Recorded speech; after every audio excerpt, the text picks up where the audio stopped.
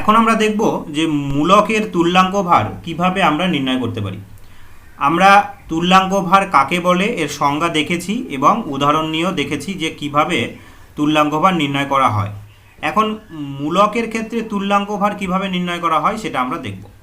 তো কোনো মূলকের যত ভাগ ওজন 1.008 ভাগ ওজনের হাইড্রোজেন বা 8 ভাগ ওজনের অক্সিজেন বা 35.5 ভাগ ওজনের ক্লোরিনের সাথে যুক্ত হয়, সেই ততভাগ ওজনের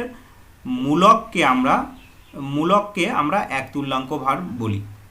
যেমন আমরা যদি একটু উদাহরণ নিয়ে দেখি, ধরা যাক সালফিউরিক অ্যাসিড H2SO4।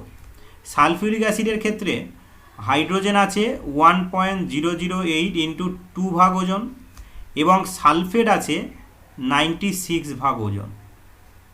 96 ভাগ হচ্ছে সালফেট SO4 2- মূলক। এখন যদি সালফেটের তুল্যাঙ্ক ভার নির্ণয় করতে বলা হয়, তাহলে আমি লিখতে পারি তুল্যাঙ্ক ভার ইজ ইকুয়াল টু, কী লিখব, তুল্যাঙ্ক ভার ইজ ইকুয়াল টু মৌলের ওজন 96 ডিভাইডেড বাই যত ভাগ ওজনের হাইড্রোজেনের সাথে যুক্ত হয়েছে।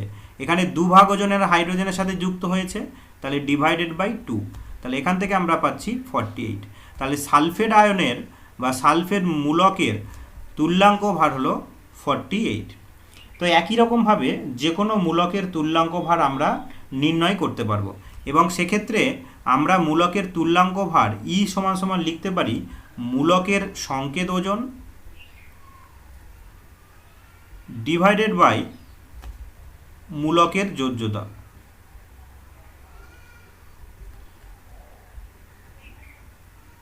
এখন এখানে আমরা দেখলাম যে কতগুলো হাইড্রোজেন পরমাণুর সাথে যুক্ত হয়েছে। আসলে যোজ্যতা বলতে সেটাই বোঝায়, যেটা আমরা আগের স্লাইডেও দেখেছি, যে কোনো মৌলের একটি পরমাণু যত সংখ্যক হাইড্রোজেন পরমাণুর সাথে যুক্ত হয় সেই সংখ্যাটাকে আমরা ওর যোজ্যতা বলি।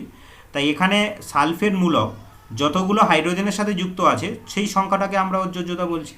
তাহলে আমরা এর তুল্যাঙ্ক ভার বের করতে পারি কিভাবে, এর সংকেত ওজন হলো 96 ডিভাইডেড বাই মূলকের যোজ্যতা কত 2, তাহলে এখান থেকে আমরা পেলাম 48 হলো সালফেট মূলকের যোজ্যতা।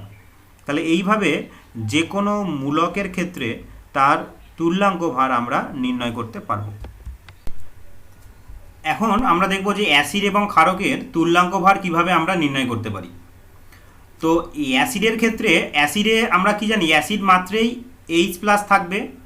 যেমন আমরা উদাহরণ হিসেবে নিতে পারলে HCl বা H2SO4 বা HNO3 নাইট্রিক অ্যাসিড। তো এদের প্রত্যেকের ক্ষেত্রে একটা করে H রয়েছে বা H+ রয়েছে। তাহলে আমরা সংজ্ঞা হিসেবে বলতে পারি যে কোনো অ্যাসিডের যত ভাগ ওজনে 1 ভাগ ওজনের প্রতিস্থাপনযোগ্য হাইড্রোজেন বর্তমান, সেই পরিমাণটাকে আমরা বলছি অ্যাসিডের তুল্যাঙ্ক ভার। যেমন HCl এর ক্ষেত্রেই যদি আমরা দেখি HCl এর মধ্যে একটি প্রতিস্থাপনযোগ্য হাইড্রোজেন বর্তমান বা 1 ভাগ ওজনের প্রতিস্থাপনযোগ্য হাইড্রোজেন বর্তমান।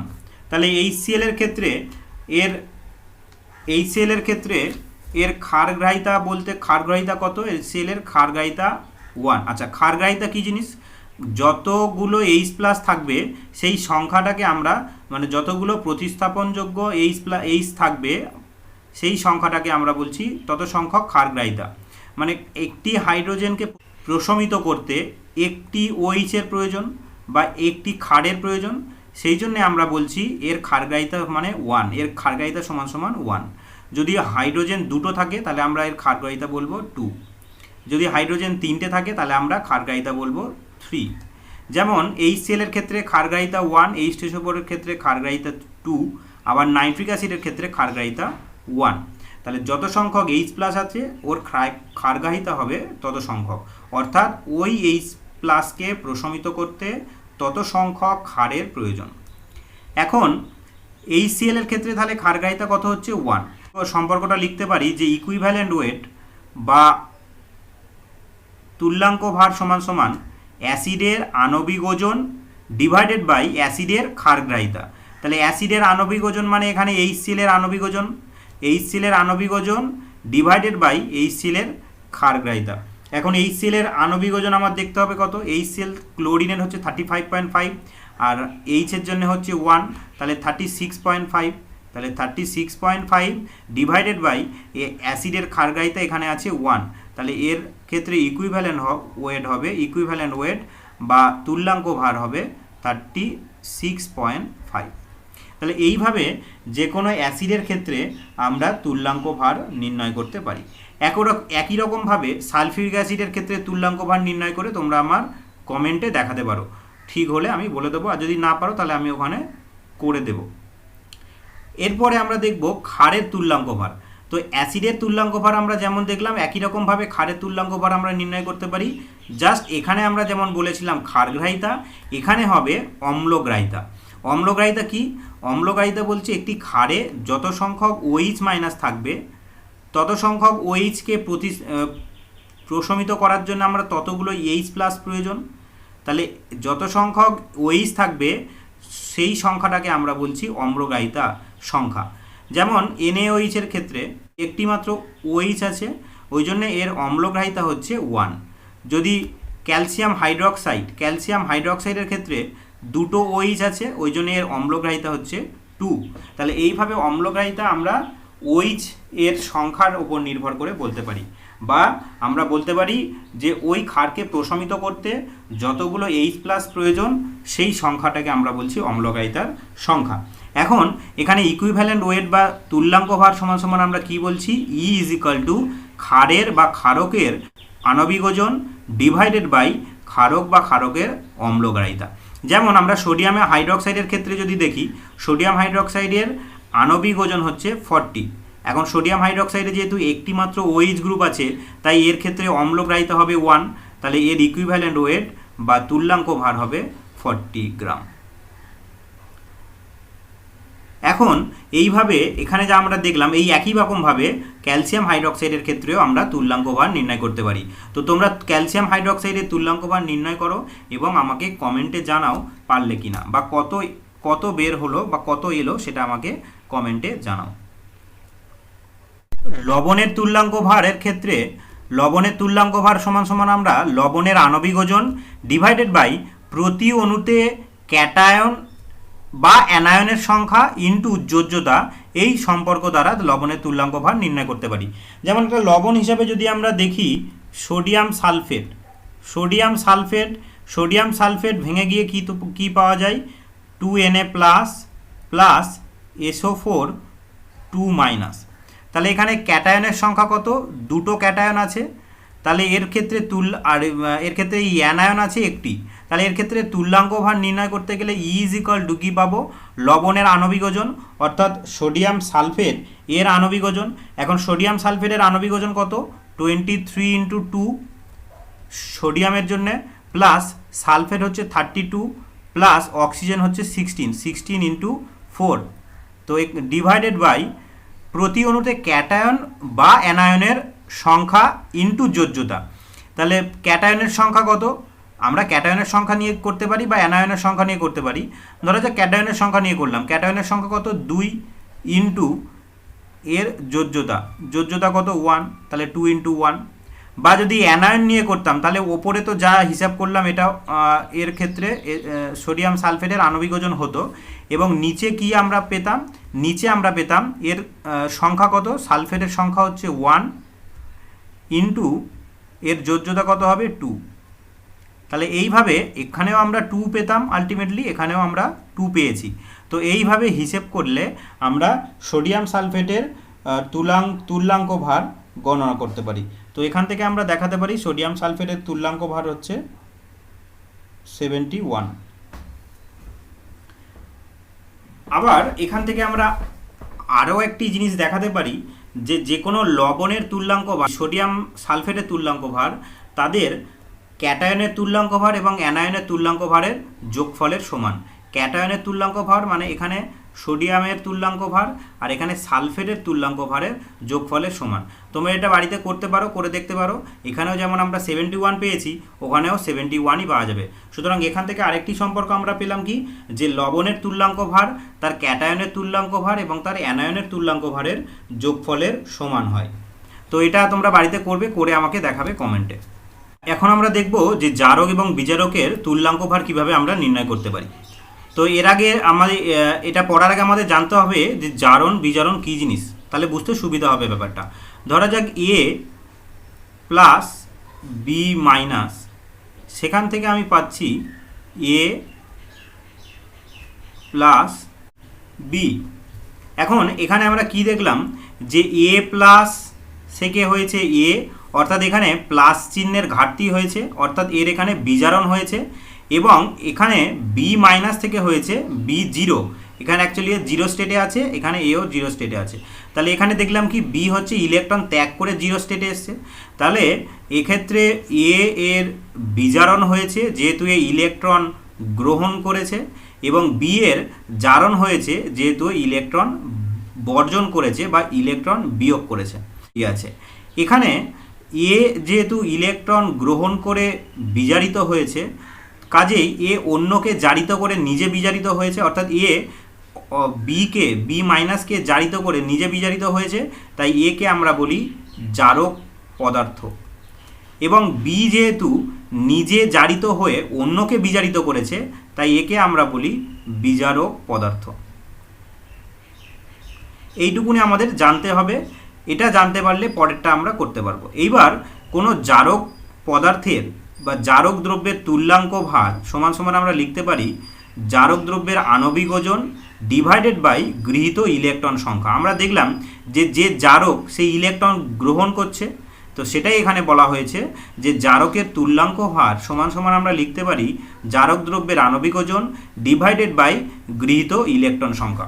অর্থাৎ কোনো একটি বিক্রিয়ার ক্ষেত্রে কোনো একটি জারক দ্রব্য কতগুলি ইলেকট্রন গ্রহণ করলো সেই সংখ্যাটা জানা খুবই প্রয়োজন। তো আমরা কয়েকটা উদাহরণ মানে স্পেসিফিক উদাহরণ নিয়ে আমরা এটা দেখব। তো জারক পদার্থ KMnO4 এর বিভিন্ন মিডিয়ামে বা বিভিন্ন মাধ্যমে তুল্যাঙ্ক ভার নির্ণয় করব। তো এটি তিনটে মাধ্যমে বিক্রিয়া করে, অ্যাসিড মাধ্যমে, প্রশম মাধ্যমে এবং ক্ষারীয় মাধ্যমে। অ্যাসিড মাধ্যমে পটাশিয়াম পারম্যাঙ্গানেট থেকে আমরা Mn2+ পাই। তো যদি বিক্রিয়াটা লিখি MnO4 minus plus 8H plus 5 electron, সেখান থেকে আমরা পাই Mn2+ প্লাস 4H2O। এখানে আমরা দেখছি KMnO4 Mn2+ এ বিজারিত হয়েছে। এখানে অ্যাসিড মাধ্যমে 5টা ইলেকট্রন গৃহীত হয়েছে। অ্যাসিড মাধ্যমে বিক্রিয়ার ক্ষেত্রে 5টি ইলেকট্রন গৃহীত হয়েছে, সুতরাং এর ক্ষেত্রে ইকুইভ্যালেন্ট ওয়েট বা তুল্যাঙ্ক ভার আমরা সমান সমান লিখতে পারি তুল্যাঙ্ক ভার সমান সমান KMnO4 এর আণবিক ওজন ডিভাইডেড বাই ইলেকট্রন সংখ্যা, গৃহীত ইলেকট্রন সংখ্যা। তাহলে KMnO4 এর আণবিক ওজন তোমরা হিসাব করে দেখবে এটি হবে 158.1 ডিভাইডেড বাই ইলেকট্রন সংখ্যা কত 5। তো এখান থেকে আমরা পাবো 31.62, অর্থাৎ KMnO4 এর অ্যাসিড মাধ্যমে তুল্যাঙ্ক ভার বা ইকুইভ্যালেন্ট ওয়েট হচ্ছে 31.62। একই রকমভাবে প্রশম মাধ্যমেও আমরা KMnO4 এর তুল্যাঙ্ক ভার নির্ণয় করতে পারি। তাহলে উপযুক্ত বিজারক দ্রব্যের উপস্থিতিতে KMnO4 প্রশম মাধ্যমে বিজারিত হয়ে MnO2 তৈরি করে। MnO2 বা ম্যাঙ্গানিজ ডাইঅক্সাইড তৈরি করে। কিভাবে তৈরি করে যদি আমরা সমীকরণটা দেখতে চাই,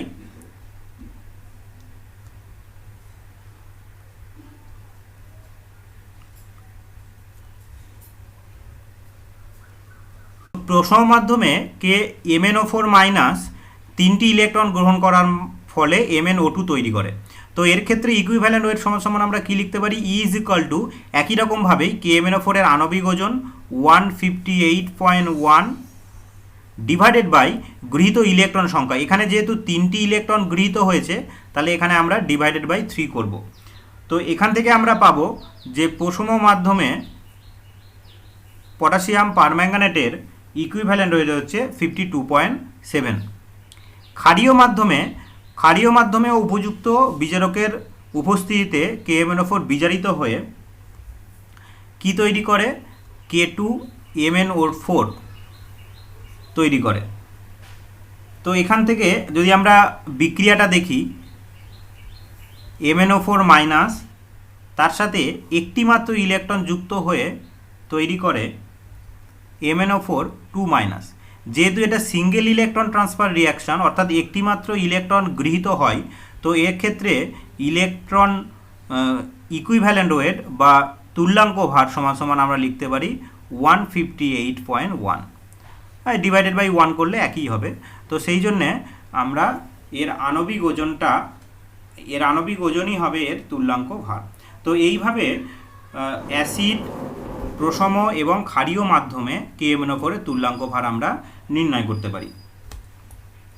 তো যেহেতু পটাশিয়াম ডাইক্রোমেট K2Cr2O7ও জারক দ্রব্য হিসেবে কাজ করে, তাই অ্যাসিড মিডিয়ামে এর তুল্যাঙ্ক ভার বা ইকুইভ্যালেন্ট ওয়েট আমরা ক্যালকুলেট করতে পারি। তো অ্যাসিড মিডিয়ামে যে বিক্রিয়াটি হয় সেই সমীকরণটি হলো Cr2O7 2 minus plus 14H plus 6 electron, সেখান থেকে আমরা পাই Cr3 প্লাস আয়ন। তো এখানে যেহেতু 6 ইলেকট্রন ট্রান্সফার বিক্রিয়া, তাহলে এক্ষেত্রে ইকুইভ্যালেন্ট ওয়েট সমান সমান আমরা লিখতে পারি K2Cr2O7 এর আণবিক ওজন ডিভাইডেড বাই গৃহীত ইলেকট্রনের সংখ্যা। তাহলে এখানে গৃহীত ইলেকট্রন সংখ্যা কত? 6। তাহলে K2Cr2O7 আর আণবিক ওজন হচ্ছে 294.18। এটা হিসাব করলে পাওয়া যাবে। পটাশিয়াম, ক্রোমিয়াম আর অক্সিজেন যদি ভেঙে ভেঙে আমি হিসাব করি দেখবে 294.18 হবে, ডিভাইডেড বাই 6। তো এখান থেকে আমরা পাই যে পটাশিয়াম ডাইক্রোমেটের অ্যাসিড মাধ্যমে তুল্যাঙ্ক ভার হচ্ছে 49.03। তাহলে এইভাবে যে কোনো জারক পদার্থের তুল্যাঙ্ক ভার আমরা গণনা করতে পারি। এইবার আমরা দেখব যে বিজারক দ্রব্যের আণবিক ওজনের সাহায্যে কিভাবে আমরা তুল্যাঙ্ক ভার নির্ণয় করতে পারি। জারক দ্রব্যের মতো বিজারক দ্রব্যেরও তুল্যাঙ্ক ভার আমরা নির্ণয় করতে পারি প্রায় একই রকমভাবে। বিজারক দ্রব্য হিসাবে যদি আমরা একটি উদাহরণ নিই, যে ফেরাস সালফেট অন্যকে বিজারিত করে নিজে জারিত হয়ে তৈরি করে ফেরিক সালফেট। এখন এই ফেরাস সালফেট থেকে ফেরিক সালফেট হতে গেলে Fe2+, সেখান থেকে আমার তৈরি হয় Fe3+ প্লাস ইলেকট্রন। তাহলে এই বিক্রিয়াটা হচ্ছে সিঙ্গেল ইলেকট্রন ট্রান্সফার বিক্রিয়া। এখন বিজারক দ্রব্যের তুল্যাঙ্ক ভার নির্ণয় করার ক্ষেত্রে আমরা তুল্যাঙ্ক ভার সমান সমান লিখতে পারি বিজারক দ্রব্যের আণবিক ওজন ডিভাইডেড বাই বর্জিত ইলেকট্রন সংখ্যা। আমরা জানি যে বিজারক দ্রব্য কি করে, নিজে জারিত হয়ে অন্যকে বিজারিত করে। নিজে জারিত হওয়া মানে কি, ইলেকট্রন বর্জন করা, সেই জন্য আমরা লিখেছি এখানে বর্জিত ইলেকট্রনের সংখ্যা।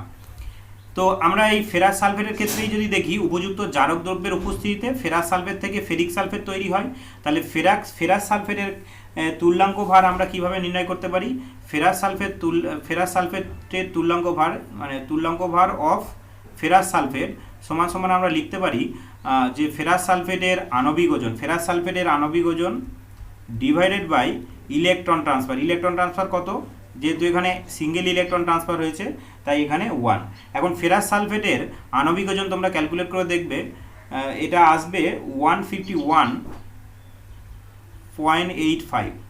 তো এটাই হবে ফেরাস সালফেটের তুল্যাঙ্ক ভার বা ইকুইভ্যালেন্ট ওয়েট। তো এইভাবে যে কোনো জারক বা বিজারক পদার্থের তুল্যাঙ্ক ভার আমরা নির্ণয় করতে পারি। তো এই ছিল তুল্যাঙ্ক ভার কি এবং তুল্যাঙ্ক ভার কিভাবে নির্ণয় করব তার কিছু উদাহরণ। যদি ভিডিওটি ভালো লাগে ভিডিওটি লাইক করো, বন্ধুদের সাথে শেয়ার করো এবং চ্যানেলটি অবশ্যই সাবস্ক্রাইব করো, কেন এর পরে আরও ভিডিও আমরা পরপর আপলোড করতে থাকি। এরপর আমরা এই ইউনিটের 10 নম্বর ভিডিও দেখব, অর্থাৎ তুল্যাঙ্ক ভার সংক্রান্ত গাণিতিক উদাহরণ।